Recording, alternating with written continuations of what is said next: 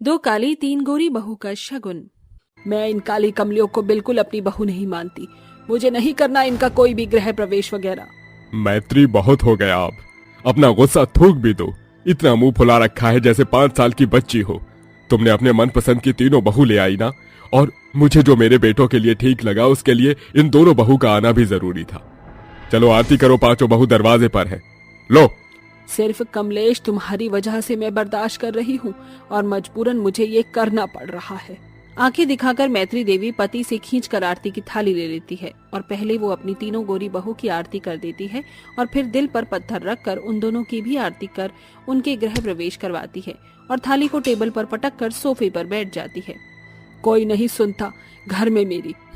सबको अपने मन की ही करनी है। अरे मेरे तो कर्म फूट गए जो घर में 3 चांदनी के साथ 2 काली अमावस भी चल कर आ रही है। माँ, अब जो हो गया जाने दीजिए। क्यों आप अपना बीपी बढ़ा रही हैं? आप इतना चिचिया क्यों रही हो? शादी होनी थी, हो गई। बहू की आरती कर दी, ये भी नहीं कि घर में प्यार से बुलाओ। बस करो, ये सब तुम्हारी ही वजह से हुआ है। जबरदस्ती मेरे दोनों छोटे बेटों की शादी इन काली कलूटन से करवा दी है तुमने। अरे मैं तो कहीं मुंह दिखाने के लायक ही नहीं रही। अब इन सफेद टैक्स के साथ काला टेबल लगेगा। अच्छा क्या? बताओ। हे भगवान, ये क्या हो गया? मेरे सारे अरमान ही टूट गए। माँ जी, आप ऐसा क्यों कह रही हैं? आपके इतने सारे अरमान कैसे हो सकते हैं? वो तो एक ही है ना, मेरे पति। चुप कर, बदतमीज कर लो। मजाक नहीं चल रहा है यहाँ। माँ जी, आप इन ब्लैक कैट की वजह से हम तीनों का मूड स्पॉइल मत कीजिए। हम क्या ऐसे ही खड़े रहे यहाँ पर? माफ करना बहू, इनकी वजह से मेरा मूड खराब हो गया। चलो अंदर आओ। आओ अंदर आओ, रस्म करनी है। बहू तुम भी आ जाओ। फिर 5 बहू की अंगूठी ढूंढने की रस्म होती है, जिसमें तीनों बहू अंगूठी ढूंढने की रस्म जीत जाती हैं तो सास उन्हें शाबाशी देती है। फिर काली बहुएं भी इस रस्म में जीत जाती हैं, जिससे मैत्री देवी को फिर गुस्सा आ जाता है। चलो दूसरी रस्म भी करनी है। तुम सबके हाथ में शादी का कलावा बंधा है। जो सबसे पहले इस गांठ को खोल कर सुलझा देगा वही जीतेगा। और हाँ, इसमें एक ट्विस्ट है। मैंने ये रस्म मात्र 35 सेकंड में कर दी थी। अब देखती हूँ तुम 5 में से कौन इस रिकॉर्ड को तोड़ता है। चिंता मत कीजिए माँ जी, हम ही जीतेंगे। अरे मैत्री, तू अकेले अकेले रस्म कर रही है, हमें नहीं बुलाया। हम तो तेरी पड़ोसन हैं। आ जाओ आ जाओ, अब तो ये जरूर कमी निकालेंगी। फिर सारे पति पत्नी एक दूसरे के सामने बैठ जाते हैं और एक दूसरे के कलावा खोलने की कोशिश करते हैं। तीनों बहू जल्दबाजी में गांठ खोलने में लगी थी, जिसमें अनु का नाखून टूट जाता है। मेरा नील एक्सटेंशन वाला नाखून टूट गया। It's so much hurting. ओ बहू, चिंता मत कर, चल जल्दी से रस्म कर। वहीं दोनों काली बहू बड़ी सहजता के साथ धैर्य रखकर कलावे की गांठ को खोल देती हैं। ये खुल गई, हम जीत गए। तभी ससुर हाथ में टाइमर लेकर बंद करता है और सीटी बजाता है। अरे वाह मेरी बहुओं, वाह! तुम तो ये रस्म भी जीत गई। तुमने अपनी सासू माँ का रिकॉर्ड ही ब्रेक कर दिया। पूरे 20 सेकंड में सुलझा दी ये गांठ। इससे पता चलता है तुम्हारा रिश्ता भी यूं ही सुलझा हुआ रहेगा। ये देख मैत्री देवी आग बबूला हो जाती है, क्योंकि टक्कर देने वाली उसकी गोरी बहुएं नहीं बल्कि वो नापसंद काली बहुएं थी, जिसके ऊपर उसके अहंकार को ठेस पहुंचती है। अरे वाह मैत्री देवी, तुझे तो टक्कर देने वाली तेरी दोनों काली बहुएं ही निकली। अब क्या होगा तेरी गोरी बहू का? वैसे अंजना, अगर तुझे पूर्णिमा और अमावस्या एक साथ देखना हो तो वो सिर्फ इसके घर में ही हो सकता है। हारो ही नहीं मैत्री, तेरी काली बहुएं 2 बार रस्म में जीत गई। उन्हें नेक नहीं देगी क्या? मेरी गोरी बहुएं भी अंगूठी वाली रस्म में जीती हैं, इसीलिए पहले तुम तीनों को मेरी तरफ से ये सोने का कंगन, और तुम दोनों ये लो। फिलहाल मेरे पास अभी ये 51 रुपए ही है नेक में। कोई बात नहीं माँ जी, ये भी हमें चलेगा। रस्म के बाद सब अपने अपने कमरे में चले जाते हैं। अगले दिन दोनों बहू की मुंह दिखाई की रस्म होती है, जहां मेहमान और पड़ोसी आए हुए थे। एक एक करके सब गोरी बहुओं को देख सोना चांदी, अच्छे अच्छे सेट और साड़ियां देती हैं। वहीं काली बहुओं का सब मुंह देख कर मजाक उड़ाते हैं और छोटे मोटे शगुन और नारियल रख कर चले जाते हैं। फिर कल्याणी 5 बहू की शक्ल देख उन्हें नेक दे देती है। मैत्री देवी, तेरी तीनों बहू बेहद सुंदर हैं, पर तुझे कौन सा कीड़ा काट गया था जो तू 2 काली बहू ले आई?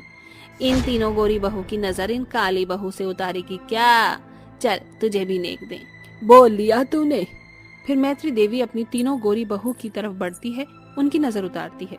थू थू थू थू, नजर न लगे, मेरी तीनों बहू बेहद ही सुंदर हैं और मॉडर्न भी हैं। इन काली बहू से तो अच्छी ये है। ये लो तुम तीनों का शगुन, ये पुश्तैनी हार है। और तुम दोनों ये लो, कोई पुश्तैनी हार तो नहीं है अब। मैत्री जानबूझकर काली बहू को नेक में सूखा नारियल और 101 रुपए देती है, जिसके बाद वो सास के पैर छूकर सबको नमस्ते करते हुए कहती है, माँ जी और आप सबने हमें प्यार से जो भी दिया है, हमें वो दिल से स्वीकार है। हम दोनों को बस आपका प्यार ही चाहिए। हाँ माँ जी, ये सब तो सिर्फ दिखावे के लिए होता है, असल में हम आपके आशीर्वाद से ही संतुष्ट हैं। अरे वाह, तेरी काली बहुएं तो बड़ी ही समझदार और सहनशील हैं। वैसे जहाँ तक मुझे लगता है, तेरी तीनों गोरी बहुओं से ज्यादा सर्वगुण संपन्न होंगी। यही मुझे लगता है। देखो कितना मीठा बोली, सबको प्यार से आभार व्यक्त किया। हाँ हाँ ठीक है ठीक है, हम दोनों आप सबके लिए मीठा लेकर आते हैं। दीदी, ये दोनों कल्लू सबका दिल जीतने की कोशिश कर रही हैं, क्यों ना हम भी कुछ बनाकर लाएं अपने हाथों से। हाँ चलो।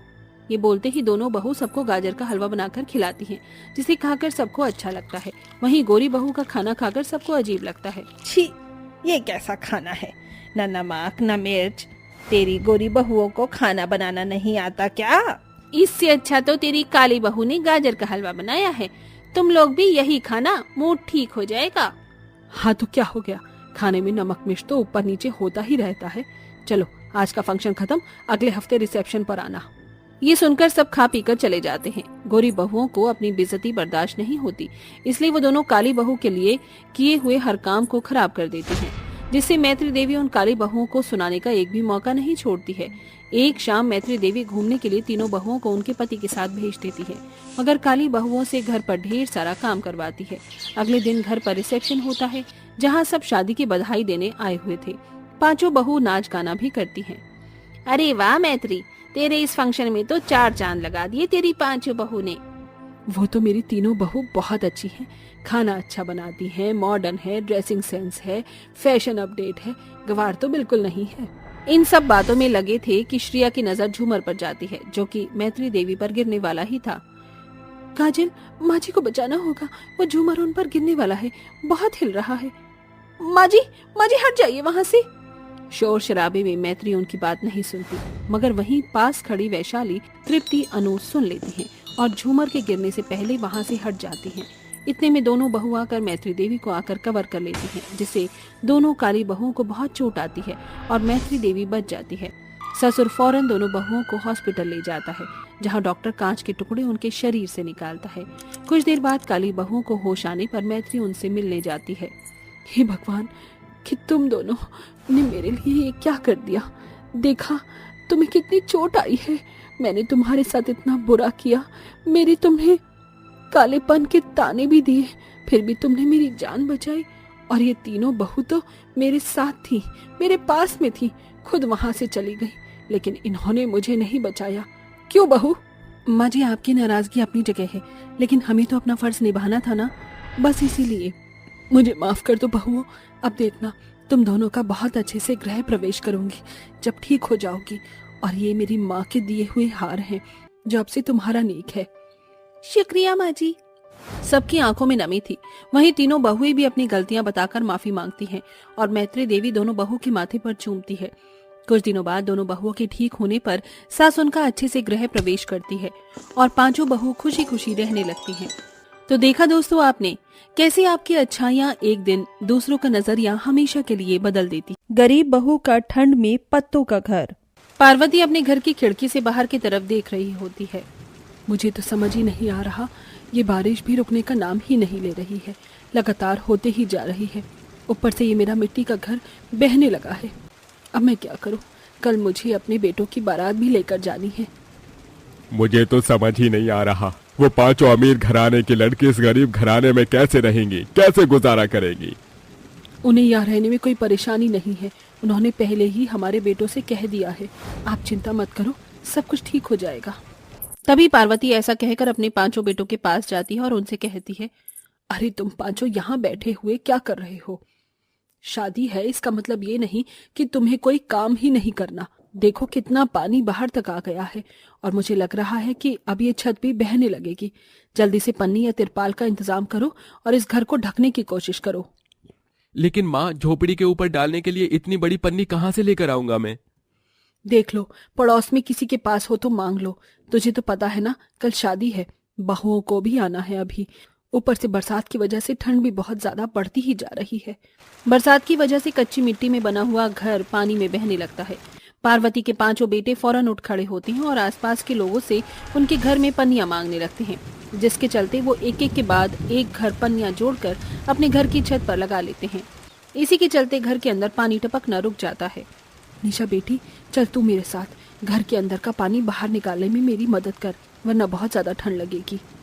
निशा पार्वती दोनों माँ बेटी घर के अंदर से पानी बाहर निकालने लगती है।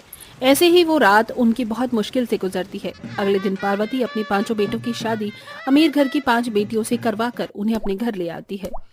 आओ बहू, घर के अंदर आओ, आज से यही तुम्हारा घर है।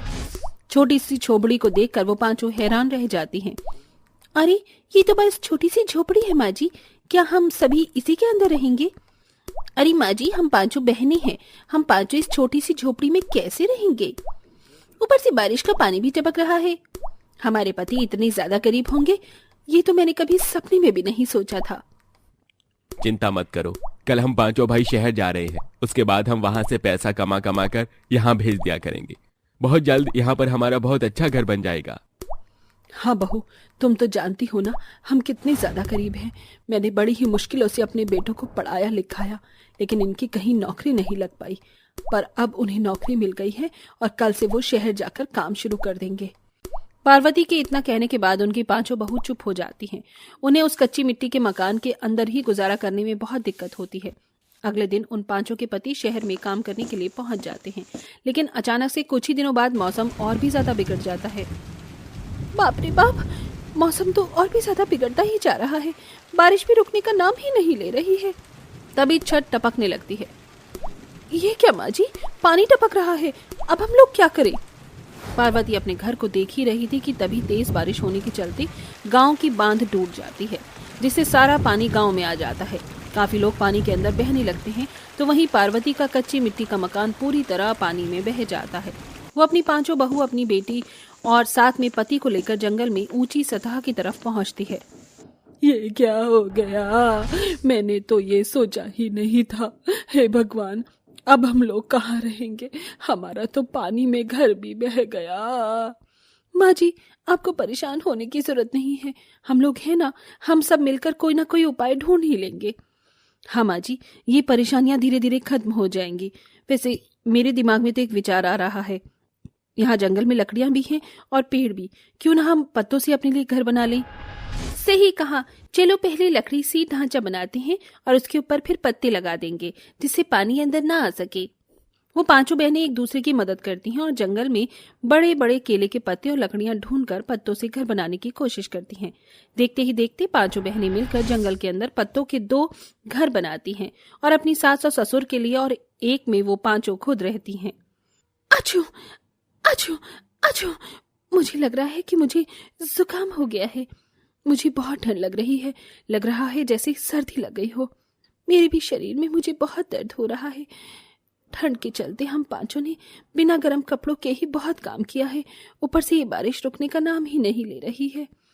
आखिरकार ये दिसंबर का महीना चल रहा है, ठंड तो होनी ही थी। जब हमें इतनी ठंड लग रही है तो हमारे पास सास ससुर को तो और भी ज्यादा ठंड लग रही होगी। ऊपर से हमारी ननद भी बेचारी ठंड में कपकपा रही होगी।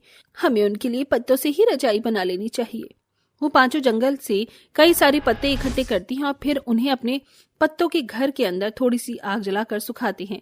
पत्ते सूखने के बाद वो उन्हें सिल सिल कर रजाई बना लेती हैं, तो वो फिर उसके बाद उसे अपने सास ससुर और ननद को देने जाती हैं। माँ, बाबूजी, मैं जानती हूँ कि बहुत ज्यादा ठंड है, पता नहीं हमारे पति वापस कब लौटेंगे और कब हमारी ये परेशानियां खत्म होंगी।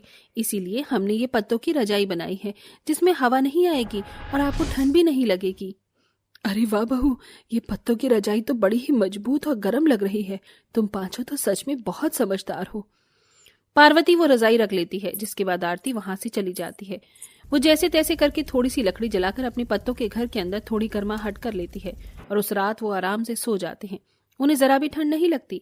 अगले दिन जब सवेरा होता है तो पार्वती और कैलाश अपनी पांचों बहू से कहते हैं, ये ठंडी हवा रुकने का नाम नहीं ले रही थी और तुमने तो कमाल का पत्तों का घर बनाया है। इतना अच्छा आइडिया तुम्हारे पास आया कहाँ से? बाबूजी, हालात सब कुछ सिखा देते हैं। ये तो बस दिमाग में आया कि पत्तों का इस्तेमाल करके हम कुछ अच्छा कर सकते हैं, तो बस इसीलिए हमने पत्तों का घर बना दिया। वैसे मेरे दिमाग में एक और आइडिया आया है। हम पत्ती और फूलों से माला बनाएंगे और उसे बेचेंगे। जब तक हमारे पति नहीं आ जाते तब तक तो हमारे लिए यही सही होगा पैसे कमाने का तरीका। वो पांचों बहू मिलकर पत्तों की बहुत अच्छी और सुंदर सुंदर माला बनाकर तैयार कर लेती हैं, जिसके बाद वो मंदिर में जाकर उन्हें बेचने लगती हैं। उनकी एक एक माला बिक जाती है और उनको पैसे मिल जाते हैं। उन पैसों से वो अपने घर का राशन पानी ले आती हैं और अब उनके पास खाना खाने के लिए बर्तन तक नहीं थे, जिसके चलते वो बड़े बड़े पत्तों को बर्तनों की तरह इस्तेमाल करती हैं। वैसे पत्तों के ऊपर खाना खाने में भी मजा आ रहा है। आज अगर तुम पांचों ना होती तो पता नहीं हमारा क्या होता, जबकि तुमने ऐसे दिन कभी जिंदगी में नहीं देखे होंगे। पहले हमें भी ऐसा ही लगा था कि हम यहाँ नहीं रह पाएंगे, लेकिन आप लोगों के साथ हमें हर सिचुएशन में रहना आ गया। आखिरकार आप हमारा परिवार हो। पांचों बहू अपने सास ससुर और ननंद के साथ खाना खा ही रही थी कि तभी उनके घर में उनके पांचों पति भी आ गए, जो शहर से खूब सारा पैसा कमा कर लाते हैं। उन्हें देखकर पार्वती, कैलाश, निशा तीनों बहुत ज्यादा खुश होते हैं और पांचों बहू भी। हमने तो कभी सपने में भी नहीं सोचा था कि हमारा परिवार इतने सारे दुख उठाएगा, लेकिन अब किसी भी चीज की परेशानी नहीं होगी क्योंकि हम बहुत सारा पैसा कमा कर लाए हैं। हम एक पक्का मकान खरीदेंगे और उसमें रहेंगे। पांचों भाई मिलकर कमाए हुए पैसों से पक्का मकान बनवाते हैं और उसमें रहने लगते हैं। बचे हुए पैसों से वो अपना खुद का काम खोल लेते हैं, जिसके बाद अब उनके पास कमाई का साधन भी हो जाता है। ऐसे ही धीरे धीरे उनकी सभी परेशानियां खत्म हो जाती हैं और वो सभी एक साथ खुशी खुशी रहने लगते हैं।